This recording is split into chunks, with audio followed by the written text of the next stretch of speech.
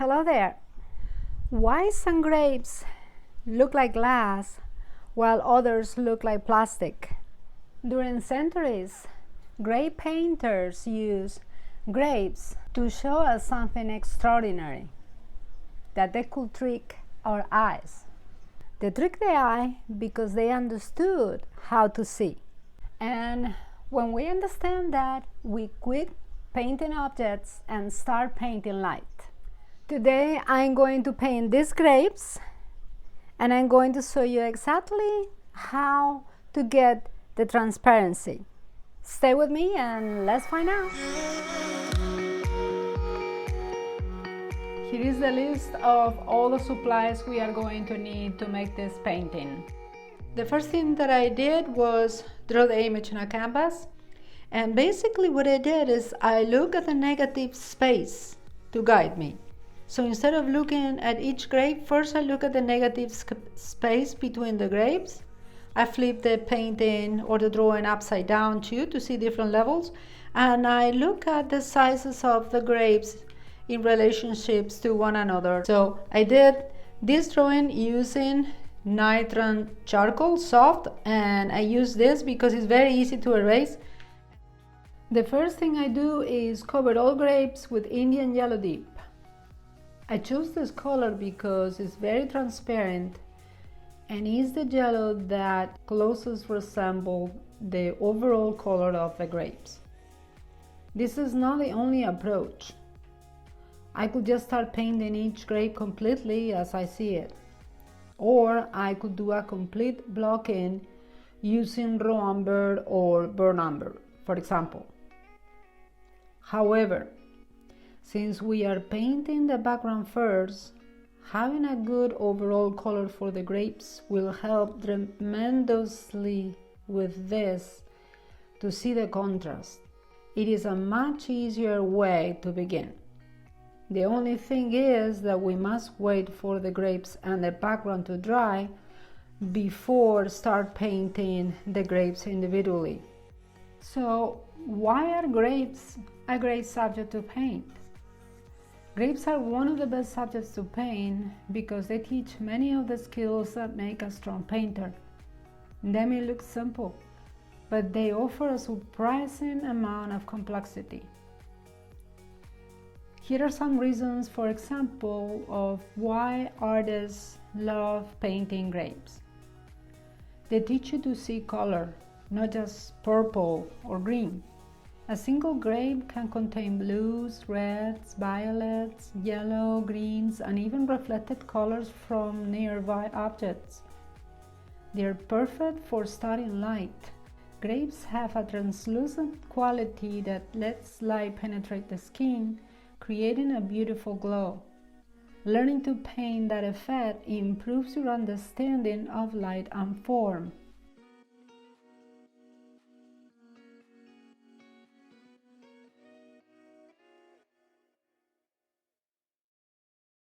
Alright, I am in a program called Chroma Magic on the computer, and I'm here to show you the different values that we see and how that can trick your eyes. For example, we're getting ready to paint the background, right? Now, this background appears very blue-purple, doesn't it? I mean, it's incredibly blue-purple. But when we click on it, look, we're in the black and white row. The number 1 is black and white. We're just seeing different values of black and white. Now, why are we seeing this purple and blue? Well, we're seeing it because we see the colors in relationship to the colors around them. Blue is the complementary of orange. There is a lot of orange in this grape. See, therefore, right next to this orange, do you see how blue this shows up? Now, right next to this yellow looks pretty purple, right? It looks pretty purple because purple is a complementary of yellow. So when we're looking at this background and we're looking at these grapes, obviously after looking at the grapes, the background is going to appear purple and blue, because purple and blue are the complementary or the orange and the yellows that we have on the grapes. I'm making the mixtures of the background now. I'm going to keep it as simple as I can and make only 5 mixtures in very close relationship to each other. I want to make warm and cool mixtures to create some interest.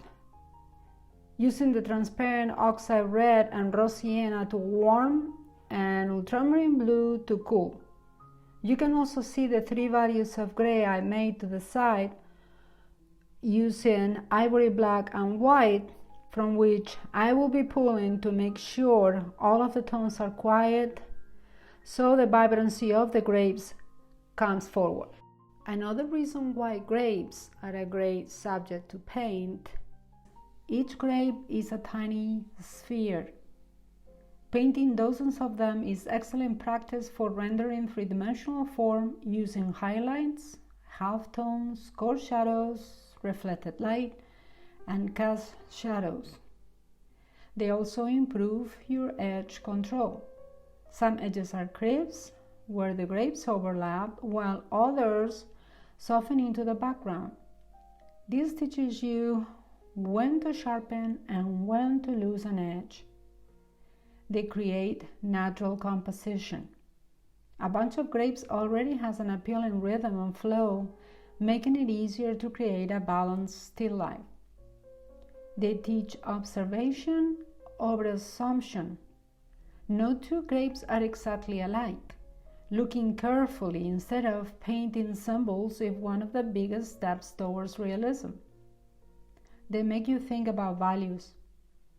Even in a dark bunch of grapes, there is a full range of values from bright highlights to deep shadows. And they are timeless. From the painters of the Dutch Golden Age to contemporary realist artists, grapes have been a favorite subject because they symbolize abundance, harvest, and the beauty of everyday objects. I have noticed that many of you that watch my videos still haven't subscribed. So please do so and give the video a like to encourage me to keep making videos like this to help you in your artistic journey. As I paint these grapes, I'm reminded of an old quote. When we are crushed by grapes, we cannot think of the wine we will become. A grape doesn't become wine by staying untouched. It must be pressed, transformed, and changed. Perhaps we're not so different. The moments that challenge us most often feel like they're breaking us, but sometimes they're quietly shaping us into someone wiser, stronger, and more compassionate. Maybe the crashing isn't the end of the story. Maybe it's the beginning of something beautiful. As each grape takes shape on a canvas, it's a gentle reminder that transformation is rarely comfortable, but it can become something extraordinary. Just as grapes become wine, our struggles can become the source of our greatest growth.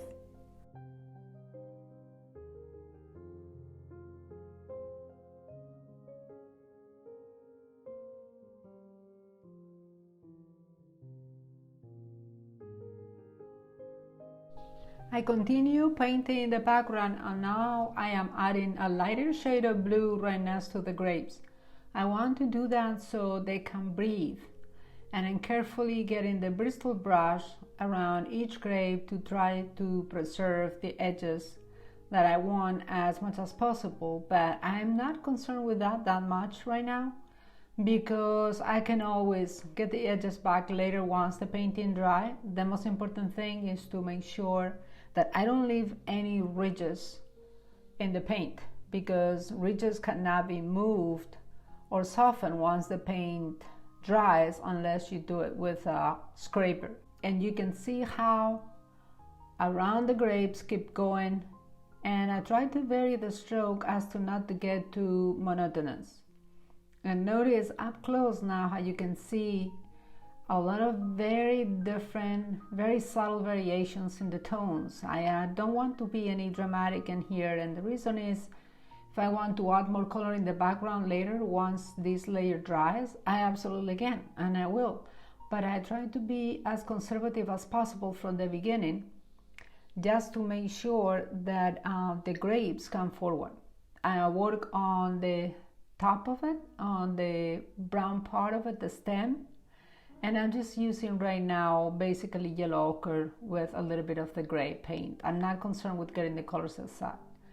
I'm putting warm on the edge of the canvas. You can see my warm tones that I made with the raw umber and the transparent oxide red, and I'm spraying it around a little bit with my comb brush.